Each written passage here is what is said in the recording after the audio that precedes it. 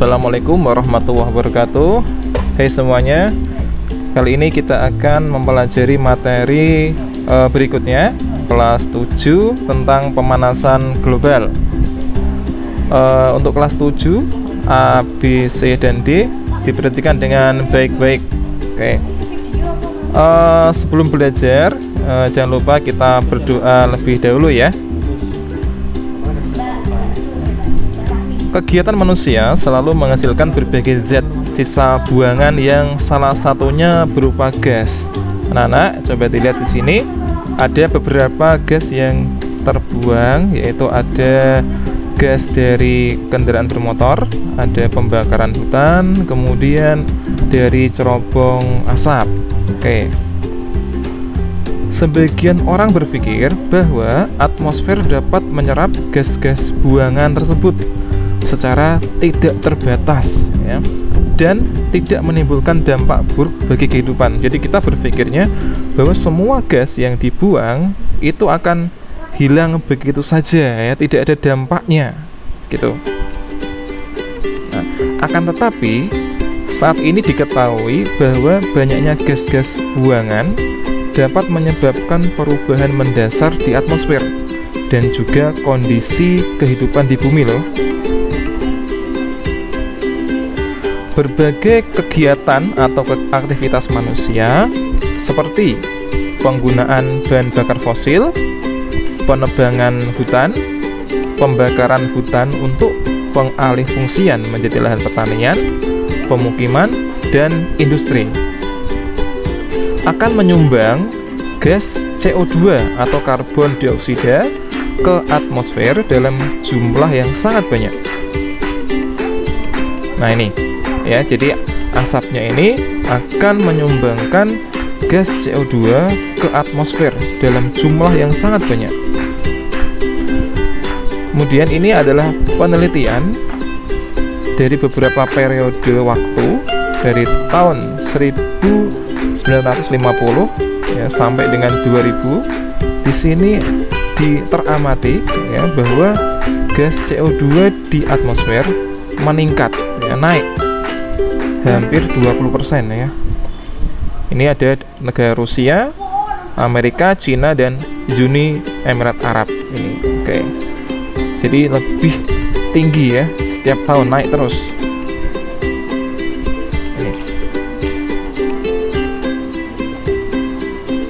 Meningkatnya konsentrasi gas-gas rumah kaca seperti CO2 akan mempengaruhi kadar panas di bumi. Banyak dari radiasi matahari yang menyinari permukaan bumi kemudian direfleksikan kembali ke angkasa.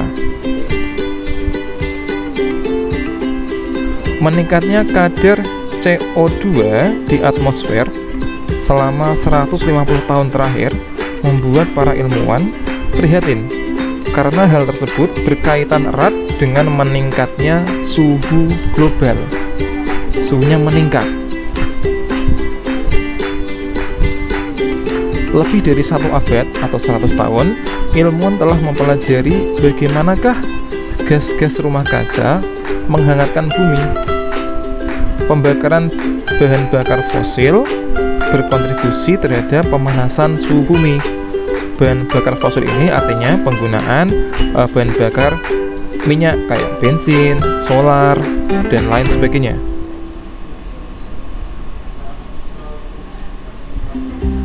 Lebih dari 100 tahun yang lalu, temperatur rata-rata suhu di permukaan bumi meningkat sekitar 0,6 derajat Celcius.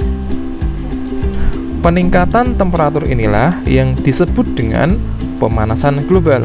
Jadi meningkatnya suhu rata-rata di permukaan bumi. Pemanasan global adalah istilah yang digunakan untuk menggambarkan peningkatan suhu rata-rata di atmosfer bumi dan lautan secara bertahap, serta sebuah perubahan yang diyakini secara permanen mengubah iklim di bumi. Penyebab pemanasan global. Apa penyebabnya? Kita lihat bersama-sama ya. Segala bentuk kegiatan manusia selalu berdampak bagi lingkungan. ada dampak buruk maupun dampak yang baik. Begitu pula kondisi atmosfer bumi saat ini mengalami perubahan akibat kegiatan manusia. Ya, misalnya pembakaran bahan bakar fosil dan penebangan hutan itu dapat meningkatkan kadar CO2 di atmosfer. Ya, jadi semakin banyak kendaraan yang dipakai, ya, kemudian semakin banyak penebangan hutan itu akan meningkatkan kadar CO2. Ini yang berperan dalam bahan bakar itu ya, efek rumah kaca atau pemanasan global. Kenapa? Karena CO2 adalah salah satu gas rumah kaca. Maka dengan meningkatnya kadar CO2 di atmosfer akan berkontribusi terjadinya pemanasan global. Oleh karena itu, setiap tahun kadar CO2 di atmosfer terus-menerus meningkat, ya, setiap tahun.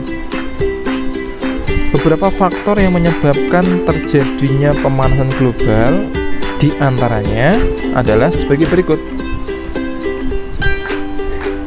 Nah, ini anak-anak ya, ada beberapa, banyak sekali, 6 yang faktor menyebabkan terjadinya pemanasan global.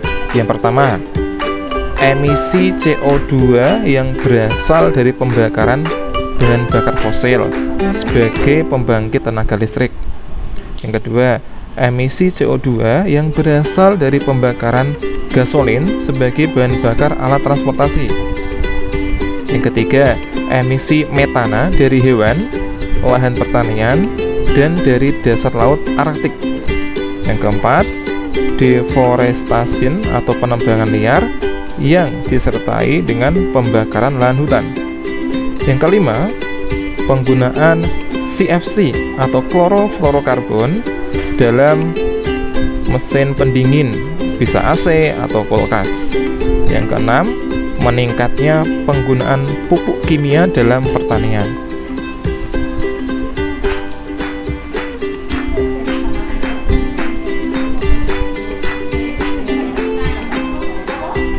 Bagaimanakah dampak pemanasan global? Bagaimana ya dampaknya ya? Ayo kita simak baik-baik.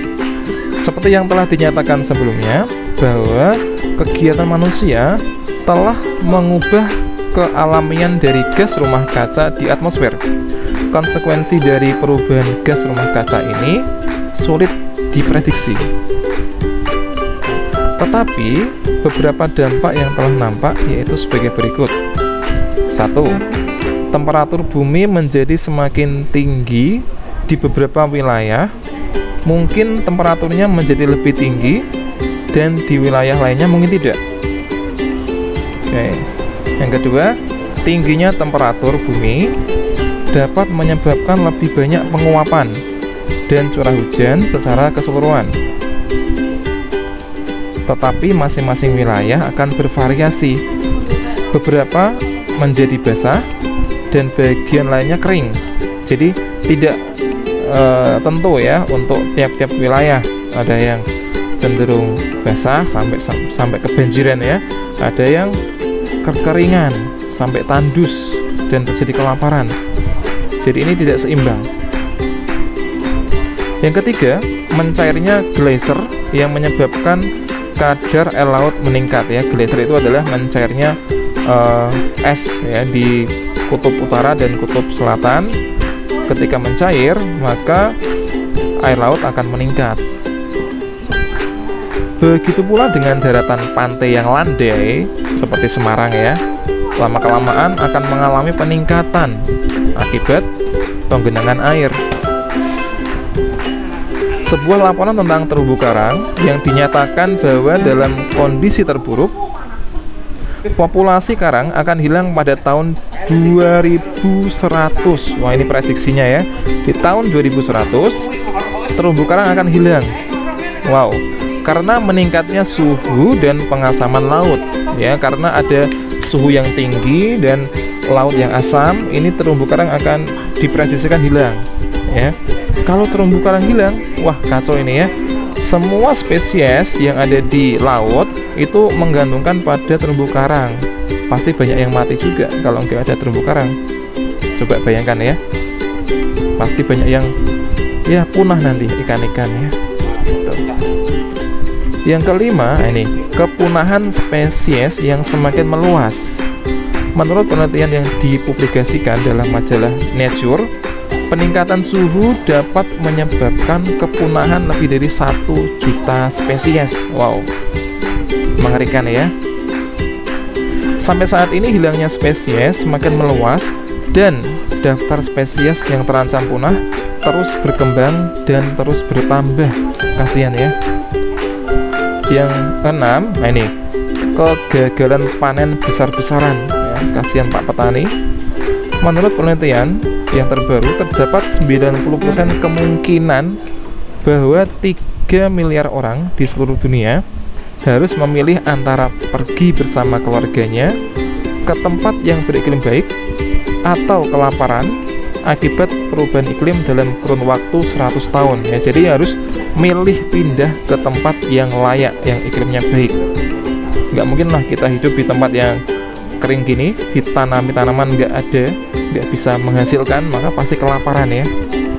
Oke. Kemudian yang ketujuh, penipisan lapisan ozon ya. Jadi lapisan ozon adalah salah satu lapisan atmosfer yang berada di dalam lapisan stratosfer sekitar 17-25 km di atas permukaan bumi. Di atas kita 17 kilo sampai 25 kilo itu ada lapisan ozon. Nah ini lapisan inilah yang melindungi bumi dari bahaya radiasi sinar ultraviolet atau UV. Berdasarkan pengamatan satelit, diketahui bahwa lapisan ozon secara berangsur-angsur mengalami penipisan sejak pertengahan tahun 1970. Oke. Kemudian bagaimanakah cara kita untuk menanggulangi pemanasan global? Sebagai manusia ya, kita wajib untuk melakukannya supaya bumi menjadi terjaga, menjadi aman dan tetap seimbang. Penyebab terbesar pemanasan global adalah karbon dioksida atau CO2 anak-anak ya, yang sangat besar dilepaskan ketika bahan bakar fosil seperti minyak dan batu bara yang dibakar itu menghasilkan energi. Besarnya penggunaan bahan bakar fosil untuk aktivitas manusia akan menyumbangkan peningkatan CO2 di udara. Ya, jadi penggunaan bahan bakar fosil ini akan menyumbang banyaknya CO2. Kemudian, kerusakan lapisan ozon adalah salah satu contoh dampak dari kegiatan manusia yang mengganggu keseimbangan ekosistem dan biosfer. Coba kita perbandingannya anak-anak ya. Ini tahun 1979 dengan 2004. Nah, ini kelihatan yang sini yang warna hijau ya, ini lebih banyak. Kalau ini hijaunya semakin berkurang ya. Ini menandakan ozon ya di tahun 2004 ini semakin menipis. Yang ini masih yang tahun sebelumnya lebih banyak ozonnya ya. Kondisi tingginya gas polutan di udara menyebabkan terjadinya pemanasan global. Ini anak-anak hot ya, panas sekali di bumi kita. Oke. Beberapa usaha yang dapat dilakukan antara lain ya anak-anak. 1. Menggunakan energi terbarukan dan mengurangi penggunaan batu bara, gasolin, kayu dan bahan bakar organik lainnya. Yang kedua, meningkatkan efisiensi bahan bakar kendaraan. Ya mungkin sekarang sudah ada motor yang injeksi ya. Nah, itu kan mengurangi efisiensi. Kalau dulu kan masih pakai karburator kan boros ya. Yang ketiga, mengurangi deforestation. Yang keempat, mengurangi penggunaan produk-produk yang menggunakan CFC dengan produk yang ramah lingkungan.